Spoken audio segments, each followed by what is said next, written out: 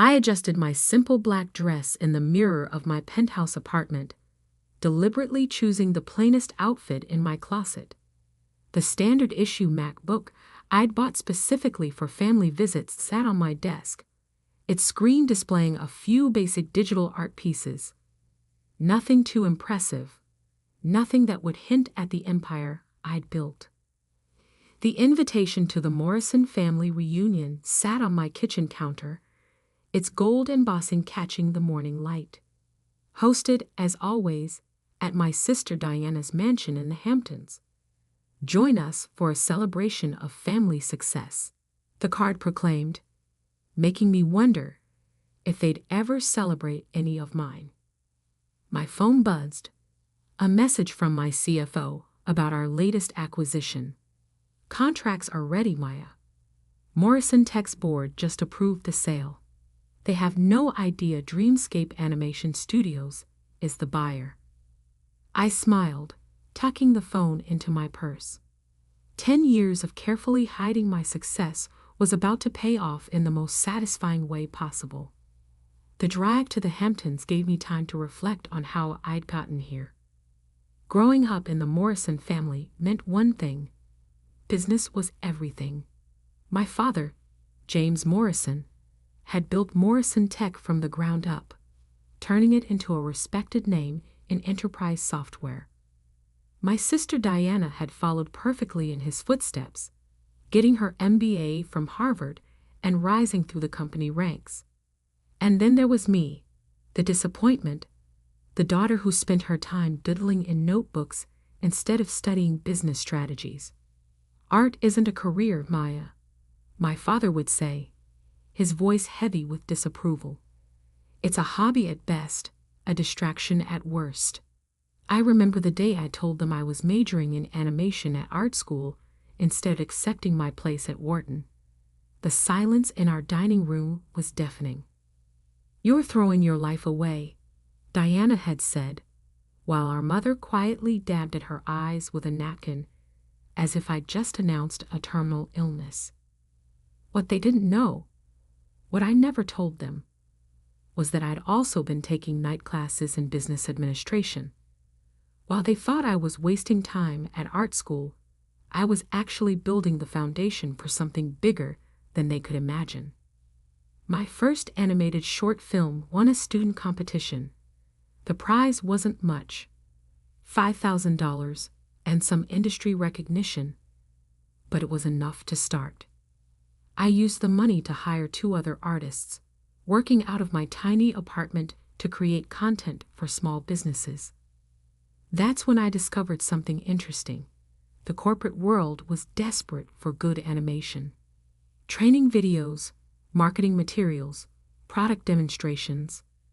There was a huge market for high-quality digital content, and very few studios that could deliver it professionally.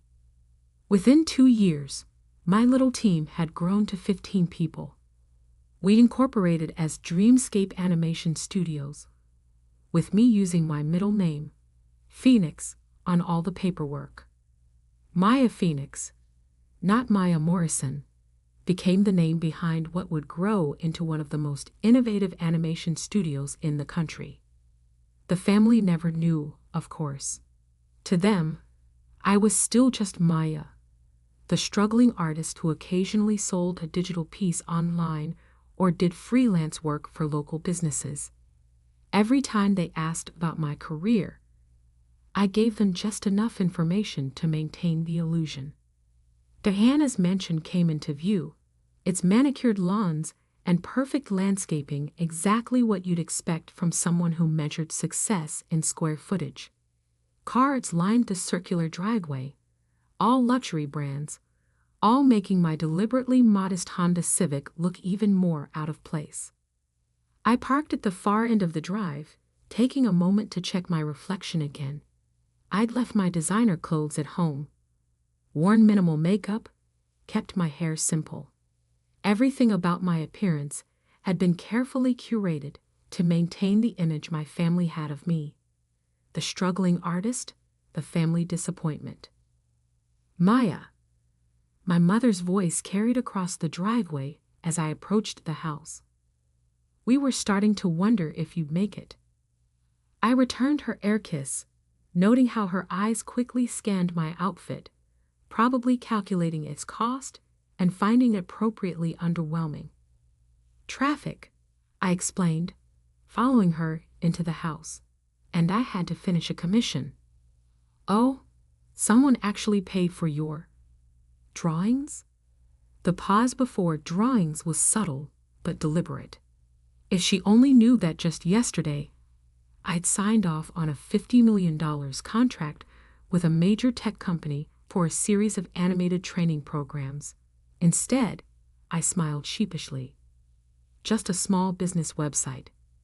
Nothing exciting. The house was exactly as I remembered it from previous gatherings.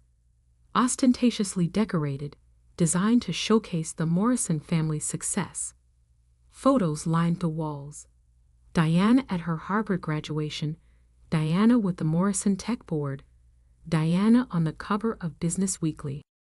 The single photo of me was from high school, before I'd disappointed everyone by choosing art over business. The great room was already full of relatives when we entered. Conversations about stocks, mergers, and market trends filled the air. My cousin James was holding court near the fireplace, talking about his hedge fund's latest acquisition. Aunt Patricia was showing off photos of her son's new startup. And there, in the center of it all, was Diana, perfectly coiffed in what I recognized as a $12,000 Oscar de la Renta dress. "Maya," she called out, her voice carrying that familiar note of condescension. "I'm so glad you could take time away from your art to join us." She embraced me briefly, careful not to wrinkle her dress. "You look," she paused, searching for a diplomatic word, "comfortable." "Thanks," I said, pulling at my target dress self-consciously, playing the part she expected. "Your dress is beautiful." "Oscar de la Renta," she confirmed, smoothing the fabric. "A little celebration for closing our latest acquisition. Morrison Tech just bought out our biggest competitor in the enterprise software space." I bit back a smile. If only she knew that in less than 24 hours, Morrison Tech itself would belong to my little art studio. "That's wonderful," I said. "Things must be going well." "Better than ever," she beamed. "In fact, I was just telling everyone about our next big move. We're branching into digital content creation, animations for corporate training, marketing, that sort of thing." My heart skipped a beat. This was exactly why I'd moved to acquire Morrison Tech. They were planning to enter my territory, potentially becoming a major competitor. Instead, they were about to become part of my empire. Not that Diana knew that yet. "Animation?" I asked innocently. "That sounds complicated." Diana laughed, the sound carrying across the room. "Oh, Maya, it's all business strategy. The actual drawing part is just technical work. We'll hire people for that. People like," she gestured vaguely in my direction. "Well, Other relatives had drifted over, drawn by Diana's laugh. "Still drawing cartoons, Maya?" my cousin James asked, not bothering to hide his smirk. My fund is always looking for administrative assistants if you want a real job." "Thank you," I said quietly. "But I'm doing okay with my art." "Okay?" Diana raised an eyebrow. "Is that why you're still driving that old Honda? Still living in that tiny apartment?" They had no idea that I owned the entire building where my tiny apartment was located, or that my car collection included a Porsche and 2 Teslas. The Honda was just for family visits. "I get by," I shrugged. "Not everyone needs a mansion." "Getting by isn't the same as succeeding." My father's voice came from behind me. I turned to find him watching me with that familiar look of disappointment. Diana's latest deal is worth more than you'll probably make in your entire life drawing pictures. I felt a flash of anger but pushed it down. In less than a day, they would all learn just how wrong they were. The contracts were signed, the press release written. By this time tomorrow, Maya Phoenix would be revealed as the CEO of Dreamscape Animation Studios and the new owner of Morrison Tech. But for now, I just smiled and excused myself to get a drink. Let them have their moment of superiority. Let them believe what they'd always believed about me. After all, revenge is an art form too. The family reunion dragged on into evening, each hour bringing a new opportunity for my relatives to remind me of my perceived failures. I kept checking my phone, watching as messages from my executive team confirmed that everything was in place for tomorrow's announcement. Press release approved by legal. New York Times exclusive secured. Board transition documents ready for signing. I was standing by the floor-to-ceiling windows, watching the sunset over Diana's perfectly manicured garden. When my father approached, he held a glass of his favorite scotch, the same brand I had a case of in my office, though he didn't know that. "Maya," he said, his voice carrying that perpetual note of disappointment, "your mother and I have been talking." I braced myself. These conversations never ended well. "Diana's new digital content division will need artists," he continued. "Basic level stuff. Nothing too creative. But it would be steady work, benefits, a real salary." He emphasized real, as if what I did wasn't real work. "She's willing to give you a chance, despite your limited business experience." I took a sip of my champagne to hide my smile.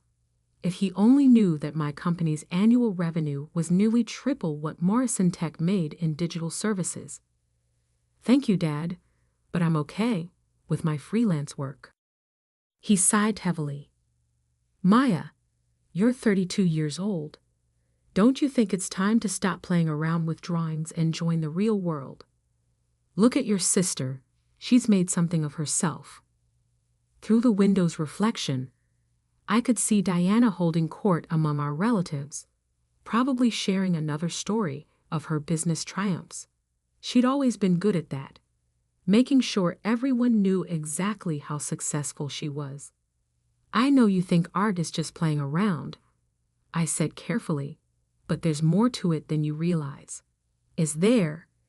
He gestured at my simple dress, my unassuming appearance, because from where I stand, all I see is wasted potential. You could have gone to Wharton, could have been part of Morrison Tech's legacy. Instead, you chose to throw it all away for what?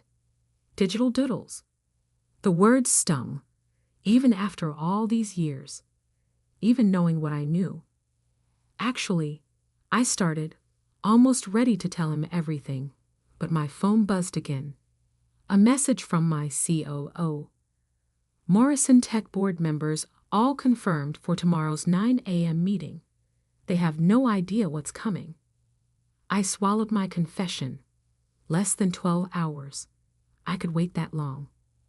"Actually what?" my father prompted. "Nothing," I said. "You're right. I made my choices." He shook his head and walked away, leaving me to watch the final rays of sun disappear behind the trees. Across the room, I heard Diana's laugh ring out again. "Maya's always been different," she was saying to our Aunt Patricia. "Some people just aren't cut out for real success. At least she's finally accepting the hand up we're offering." I checked my watch. 7:30 p.m. In less than 14 hours, everything would change. The rest of the evening passed in a blur of subtle jabs and condescending offers of help. Cousin James offered to teach me basic business accounting. Aunt Patricia suggested her daughter could help me build a proper website for my little art business. Even my mother got in on it, quietly showing me job listings for graphic design positions at local marketing firms. Through it all, I maintained my facade of quiet resignation, playing the role of the struggling artist they all expected me to be. But inside, I was counting down the hours. Finally, as the party wound down, Diana cornered me by the coat check. "I hope you'll seriously consider Dad's offer," she said, her voice dripping with folks' concern. "The position wouldn't be anything too challenging. Just basic artwork for corporate presentations, employee handbooks, that sort of thing. We'd start you at an entry-level salary, of course, but it's better than whatever you're making now." I thought about my penthouse office overlooking Central Park, about the team of over 200 artists and animators who worked for me, about the groundbreaking projects we were developing that would revolutionize digital animation. "I'll think about it," I said. "Don't think too long," she advised. "Once we announce our expansion into digital content next week, we'll have plenty of qualified applicants. I'm only offering because you're family." I nodded, accepting my cope from the attendant. "Speaking of announcements, will you be at the office tomorrow?" "Of course," she said proudly. 9 a.m. sharp. We have a major meeting with our mystery buyers. Some big animation studio is interested in partnering with us. She smirked. "See what happens when you think bigger than just drawing pictures." "Good luck with the meeting," I said, turning to leave. "Maya," she called after me. "That outfit you're wearing, if you do decide to take the job, you'll need to dress more professionally. Appearance matters in the corporate world." I looked down at my intentionally modest dress, thinking of the closet full of designer clothes waiting at home. I'll keep that in mind. Driving home, I finally let myself feel the full weight of what was about to happen. 10 years of hiding my success, of letting them believe I was a failure, all leading to this moment. Back in my penthouse, I hung up my struggling artist costume and changed into silk pajamas that cost more than Diana's precious Oscar de la Renta dress. My real laptop, not the prop I took to family functions, was open on my desk, displaying the final acquisition documents for Morrison Tech. A message popped up from my assistant. "Everything's set for tomorrow. Car will pick you up at 8:30 a.m. The Morrison Tech board doesn't know you're attending the meeting." I poured myself a glass of scotch, the same brand my father had been drinking, and walked out onto my terrace. The city lights sparkled below, a canvas of electric stars. Somewhere out there, Diana was probably still basking in her imagined triumph, telling her husband about her plans to give her struggling artist sister a chance at a real career. My phone rang, the private line only my executive team had access to. It was Marcus, my COO. "Maya," he said when I answered, "just wanted to confirm you're ready for tomorrow. Once we make the announcement, everything changes. Your family? They'll finally see the truth," I finished. "All of it. Are you sure you want to do it this way? We could send someone else to the meeting. Keep your identity private a little longer." I thought about my father's disappointment, Diana's condescension, all the years of being treated as less than because I chose art over their version of success. "No," I said firmly. "I want to be there. I want to see their faces when they realize who they're really dealing with." After hanging up, I stayed on the terrace for a long time, thinking about the journey that had brought me here. Every dismissive comment, every patronizing offer of help, every family gathering where I'd had to bite my tongue, it had all led to this moment. Tomorrow, they would learn that the daughter they dismissed as a failure had built something bigger than they could imagine. Tomorrow, they would understand that success doesn't always look the way they think it should. Tomorrow, Maya, the struggling artist, would be revealed as Maya Phoenix, CEO of Dreamscape Animation Studios and the new owner of Morrison Tech. I smiled, raising my glass to the city lights. The art of deception was about to become a masterpiece of revelation. The Morrison Tech boardroom looked exactly as I remembered it from childhood visits, all mahogany and leather, old money and older pride. I stood in the private elevator, wearing a custom camel suit that cost more than 6 months of the entry-level salary Diana had condescendingly offered me. "Ready, Miss Phoenix?" Marcus asked beside me. We'd worked together since the beginning. When Dreamscape was just 3 people in my apartment, I checked my reflection in the elevator's mirrored walls. Gone was the carefully cultivated image of the struggling artist. Today, I looked every inch the CEO I truly was. "Ready?" I confirmed, just as the elevator doors opened to the executive floor. Diana was already in the boardroom, speaking animatedly to the other board members. My father sat at the head of the table, looking imperial in his custom suit. Neither of them noticed me at first, too busy discussing their plans for the future. A future they didn't realize was about to change dramatically. "The Dreamscape representatives should be here any minute," Diana was saying. "Once we finalize this partnership, Morrison Tech will dominate the digital content space." "Actually," I said, stepping into the room, "there's been a slight change of plans." The room fell silent. Diana's mouth dropped open, her professional composure cracking for the first time I could remember. "Maya?" My father stood up, confusion evident on his face. "What are you doing here?" "This is a private board meeting." I smiled, placing my briefcase on the table. "I know exactly what this meeting is. In fact, I called it." "This is ridiculous," Diana snapped, recovering her voice. "Security." "Won't be necessary," Marcus said smoothly, stepping forward. "Miss Phoenix has every right to be here." "Phoenix." Diana's eyes narrowed.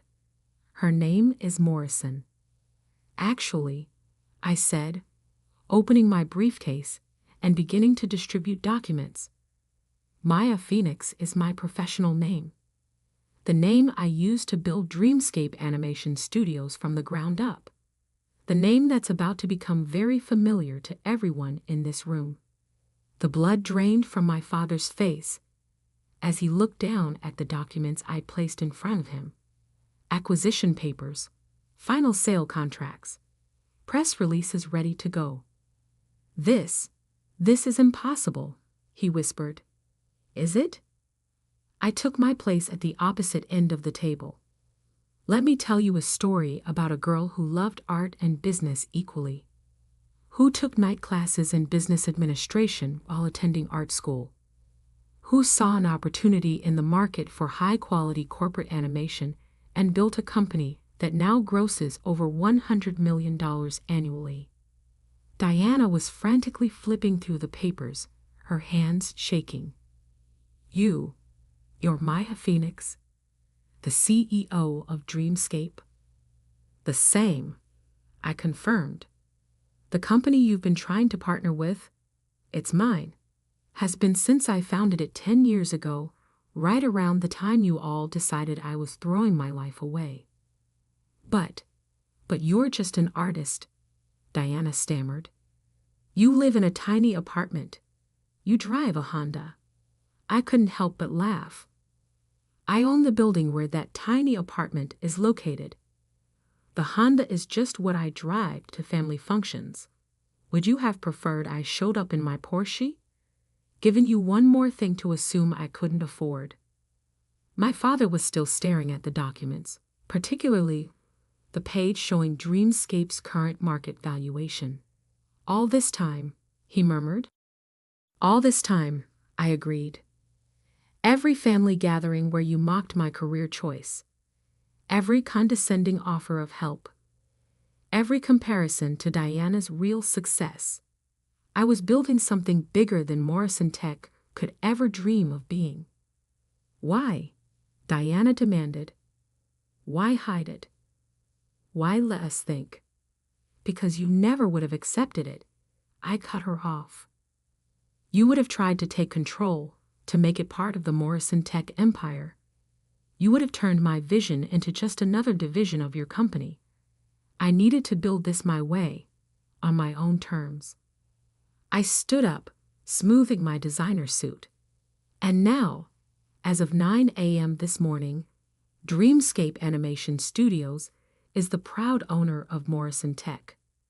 We'll be restructuring the company, focusing on innovation rather than tradition. Diana, your position as CEO will be eliminated, though you're welcome to interview for a role in our creative department. Father, you'll be transitioned to an advisory role until your retirement next month. The silence in the room was absolute. Even the other board members, who usually deferred to my father in everything, sat in stunned silence. You can't do this, Diana finally whispered. Actually, I can and I have. The board approved the sale last week, though they didn't know I was the buyer. The contracts are signed. The press release goes out in... I checked my watch. Approximately 10 minutes. As if on cue, my phone buzzed. The New York Times exclusive was live. Art meets tech. Dreamscape Animation Studios acquires Morrison Tech in surprise deal. CEO Maya Phoenix reveals plans for digital innovation. I turned my phone around, showing them the headline. By the way, Diana, about that entry-level position you offered me yesterday, I'll have to decline. I'm afraid I'm overqualified. The next hour was a blur of legal formalities, shell-shocked board members signing transition documents, and my father sitting in stunned silence at the head of the table that was no longer his to command. As the board members filed out, leaving just my family, Diana finally found her voice again. All these years, she said, her voice hollow, you let us believe you were struggling. You let us pity you. No, I corrected her. You chose to pity me. You chose to see what you expected to see. The failed artist, the family disappointment. You never once considered that I might be capable of more. My father stood up slowly, looking older than I had ever seen him. Mina, save it, I said, but not unkindly. I didn't do this for revenge. I did it because it was the right business decision. Dreamscape needs Morrison Tech's infrastructure to expand, and Morrison Tech needs our innovation to survive in the modern market. I gathered my things, preparing to leave. There will be a family dinner tonight at Le Bernardin to formally announce the merger. I trust you'll both be there. They nodded mutely. Good. Oh, and Diana? I paused at the door. To dress professionally. Appearance matters in the corporate world, after all. The ride back to my office was quiet. Marcus knew me well enough to let me process everything in silence. It wasn't until we were in my penthouse office, overlooking the city, that he spoke. Feel good? I looked out at the city, thinking about the path that had led me here. It feels right, like finally finishing a painting I've been working on for 10 years. My phone was flooding with messages. Relatives who had suddenly seen the news, who were just now discovering that the struggling artist they dismissed was actually one of the most successful CEOs in the digital media space. Cousin James, who had offered to teach me basic accounting, had already sent 3 messages asking if we could discuss potential synergies with his hedge fund. Aunt Patricia, who'd suggested her daughter help me build a website, was calling repeatedly. Even my mother had texted, Why didn't you tell us? I left them all unanswered. They'd have their chance to talk at dinner tonight. Instead, I opened my laptop and began working on the speech I would give to Morrison Tech's employees tomorrow. They needed to know that while leadership was changing, their jobs were secure, as long as they were willing to embrace innovation and creativity. A final message came through from Diana. I need to understand. Please, can we talk before dinner? I thought about it for a long moment before replying. Come by my office, the real one. Top floor of the Phoenix building on 5th Avenue. The security desk will be expecting you. An hour later, Diana stood in my office, looking distinctly uncomfortable.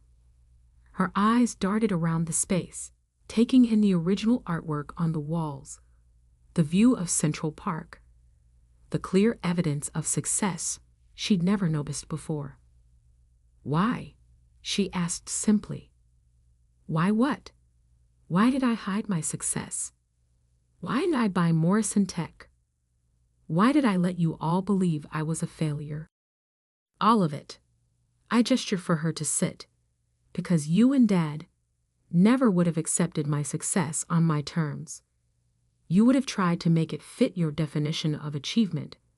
Board meetings, quarterly reports, traditional corporate structure. But Dreamscape succeeded precisely because it wasn't traditional. We innovate. We create. We do things differently. But we're family, she protested. We could have helped. Like you helped yesterday. I raised an eyebrow, offering me an entry-level position out of pity. That's not help, Diana. That's control. She had the grace to look embarrassed. I never knew, never even suspected, because you never looked. None of you did. You saw what you expected to see, the artistic sister who couldn't cut it in the real world. You never considered that art and business might not be mutually exclusive. Diana was quiet for a long moment, looking out at the city view. What happens now? Now we move forward. Morrison Tech becomes part of Dreamscape, and we build something new together. If you're willing to learn, to adapt, there could be a place for you here. But not as CEO. Not anymore. She nodded slowly, understanding dawning in her eyes. You're not just my little sister anymore, are you? I never was just your little sister, I corrected her. You just never saw who I really was. That evening, as I stood addressing our extended family at Le Bernardin, I saw something I'd never seen before in their eyes. Respect. Not pity, not condescension, but genuine respect. To new beginnings, I raised my glass, and to the art of success. Later that night, back in my penthouse, I opened my old sketchbook, the one I'd carried through art school, filled with the early concepts that would become Dreamscape's first projects. On the final page, I'd written a quote that had guided me through all these years. The greatest art lies in hiding your mastery until the perfect moment of revelation. I smiled, closing the book. My masterpiece was finally complete.